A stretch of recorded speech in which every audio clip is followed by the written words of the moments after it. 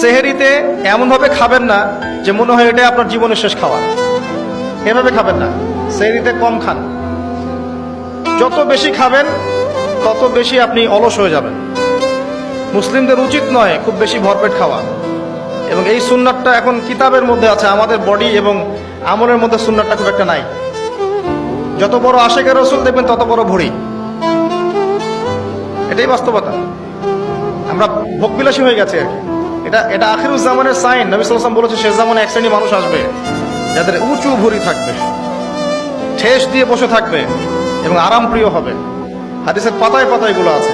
ইফতারেও কম খাবেন, ইফতারে সারাদিন রোজা রেখে বেশি খাবেন না। খেতে হলেই পেটের এক ভাগ খান, এক ভাগ ফাঁকা রাখেন, আপনি ইবাদত করে স্বাচ্ছন্দ্য বোধ করবেন। ইফতারে বেশি খেলে তারাবির নামাজ পড়তে পারবেন না।